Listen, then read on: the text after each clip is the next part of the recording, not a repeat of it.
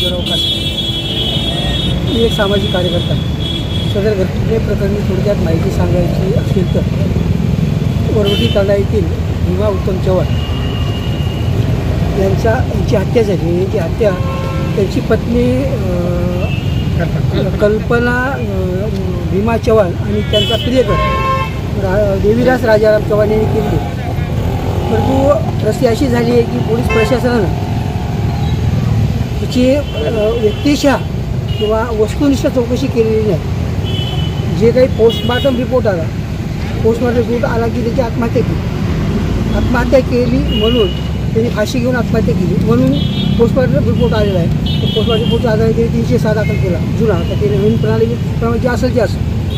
तर आमचं असं म्हणणं आहे की डॉक्टर म्हणत असतील त्या पोस्टमॉर्टममध्ये ते फाशी घेऊन मेला, तर आमचं स्पष्ट म्हणणं आहे की फाशी घेऊन मेला असेल तर आम्ही त्याचं खोटं म्हणत नाही. आणि त्यांच्या म्हणण्याप्रमाणे पोलिसनं जर गुन्हा दाखल केला असेल 306-108 तर आम्ही तोही खोटा म्हणत नाही. परंतु पोलीस प्रशासनानं सदर प्रकरणाची स्थानिक लेवलला जाऊन वस्तुनिष्ठ चौकशी करावी. त्याच्यामध्ये तिथं कसं मारलं, कोण मारलं, मारताना असे लहान मुलं आहेत त्यांनी बघितलं की बघायला चालली होती मुलगी, त्याला बाईनं चापट मारलं. तो ती बाई त्याच्या छातीवर बसली होती कल्पना म्हणणारी. त्याच्या घरात दुसरा एक माणूस होता लहान मुलानं, त्याचे पाय खाली बघितले. हे सगळे पोलिसांनी त्या जागेवर जाऊन त्याची वस्तूची चौकशी करायला पाहिजे.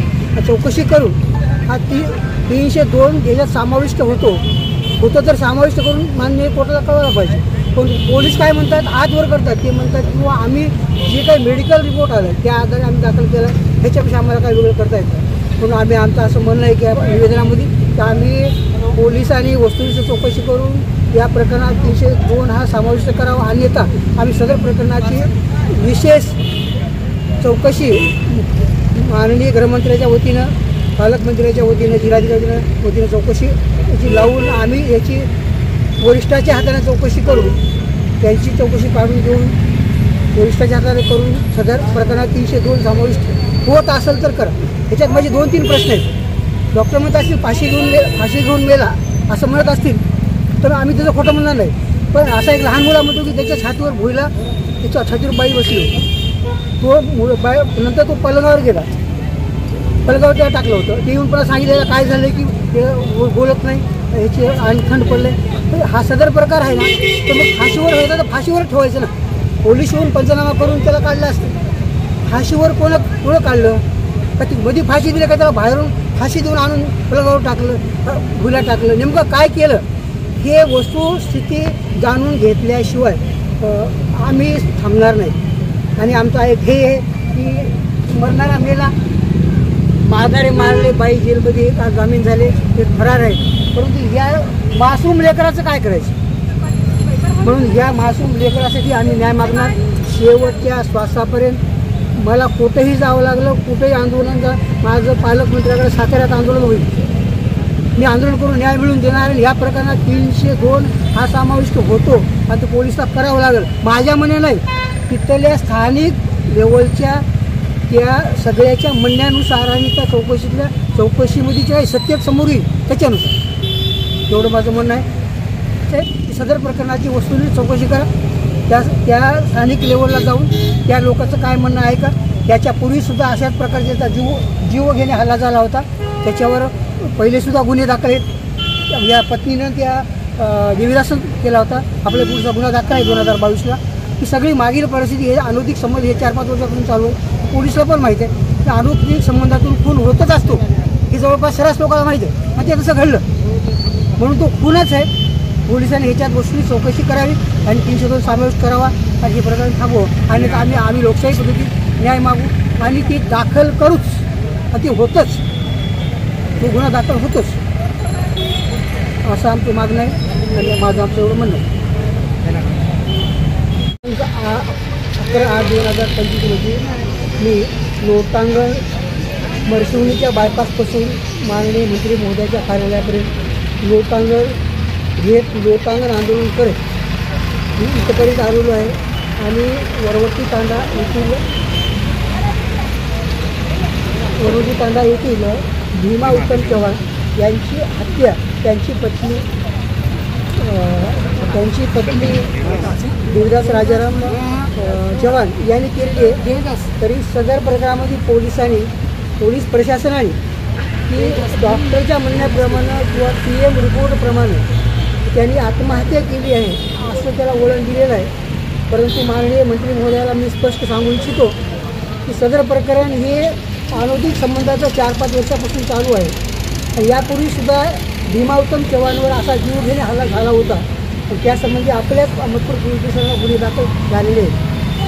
जर डॉक्टर म्हणत असतील त्यांनी फाशी घेऊन आत्महत्या केली आणि त्यांच्या म्हणण्यावर पोलीस प्रशासनाने जर गुन्हा दाखल केला असेल ते मला खोटं म्हणायचं नाही. परंतु माननीय मंत्री मोदी साहेबांना माझी अशी विनंती आहे की त्यांनी सदर प्रकरणात स्वतः लक्ष घालून भीमा उत्तम चव्हाणने फाशीनं कुठं घेतली, फाशीहून त्याला कोण काढलं, घरात घेतलं बाहेर घेतली का बाहेर दिली गेली तर त्याला फाशीतून मारून घरी आणलं. हे सगळी वस्तुनिष्ठ चौकशी व्हायला पाहिजे. का तर हे लेकरं म्हणतात की भीमा उत्तम चव्हाणची पत्नी आमची कल्पना भीमा चव्हाण त्याला महाराजांच्या छातीवर बसली होती असे लहान मुलं सांगतात. आणि त्यावेळेस मध्ये एक माणूस होता, 2 माणसं होती, त्याचे आम्हाला पाय दिसले तर त्या आंटीनं आम्ही पायाला चालवतो त्या आंटीनं आम्हाला चापट मारली, दार लावून घेतलं. अशा काही संशय असतात. बरं फाशी घेतली त्याला वर का ठेवलं नाही, का काढलं? मुलं म्हणतात तो भुला होता, आंटी छातीवर बसली होती.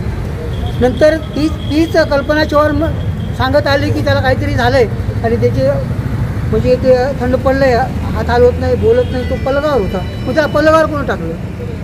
हे संशयास्पद बाबीचा माननीय मंत्री महोदयांनी आदेश करून संबंधित पोलीस प्रशासनाला आदेश व्हावा आणि त्याची वस्तुनिष्ठ या सगळ्या घटनेची चौकशी व्हावी आणि सदर प्रकरणात जो काही गुन्हा दाखल झाला असेल तो खोटा म्हणायचा त्या गुन्ह्यामध्ये 302 खुनाचा गुन्हा समावेश करण्यात यावा. अन्यथा मी पालकमंत्र्याकडे जाणार आहे साताऱ्याला. असंच आंदोलन पालकमंत्र्याकडे करीन, गृहमंत्र्याच्या दारात करीन मुंबईत जाऊन. परंतु वस्तुनिष्ठ चौकशी करावी लागेल की सदर प्रकरणामध्ये सगळ्यापेक्षा या मासूम लेकरांची अवस्था अतिशय वाईट आहे. आज अवस्था जमाना बदलला आहे सर. जन्म दिलेल्या मायबापाला पोरं पोशिनात, यांचं काय होईल? आपले पालकमंत्री सुदैवानं किंवा परमेश्वराच्या आशीर्वादानं छत्रपती घराण्याचे आहेत. राजे छत्रपती शिवाजीने सर्वांना न्याय दिला, त्याचे ते वंशज आहेत. त्यांना मी विचारणार आहे ह्याच्यात न्याय द्या आणि ह्यांचं काय करणार आहे सांगा. तुम्ही आमचे बाप आहेत, आमच्या तालुक्याचे तुम्ही जिल्ह्याचे तुम्ही प्रतिनिधी आहेत, आमचे बाप आहेत तुम्ही सांगा काय करणार आहे मुलाचं. असं मी त्यांना सांगून सगळी सत्य परिस्थितीची जाणीव करून देऊन सदर प्रकारात न्याय मागण्याचा मी प्रयत्न करणार आहे, न्याय मिळवणार आहे. भले मला कोणत्याही टोकाला जावं लागलं तर मी जाईल, परंतु ह्या मासूम लेकराला मी न्याय देईन असं या माता भगिनीची शपथ घेऊन सांगतो. त्या भगिनी मंडळाची ह्याच्यात मी न्याय देईल आणि न्याय द्यावा लागेल. आणि मला माझ्या माहितीप्रमाणे सदर प्रकरण हे हत्येचं संशयास्पद आहे. संशयास्पद असताना पोलीस प्रशासनानं किंवा डॉक्टरच्या सल्ल्यानं किंवा जे काही तांत्रिक बाबी त्यांच्याकडे समोर आल्या असतील, त्यांनी ते गुन्हा दाखल केला असेल, फाशी घेतलं म्हणजे असेल तर फाशी घेतली तर पुन्हा दिली, त्या स्वतः घेतली त्याला का फाशीवर ठेवलं नाही, हे सगळ्या बाबीचा चोहोरी सखोल चौकशी करावी. अन्यथा मी सदर प्रकरणाची उच्चस्तरीय गृहमंत्र्याकडून चौकशी 3-5 आमदार मी सदर हा प्रश्न विधानसभेत देऊन सदर प्रकारची चौकशी लावून मी त्या लहान मासूम मुलाला न्याय देण्याचा प्रयत्न करणार आहे. पालकमंत्र्याची आणि माननीय मंत्री महोदयांनी न्याय दिला तर त्याचे मी आभार मानेन आणि माझे 2 शब्द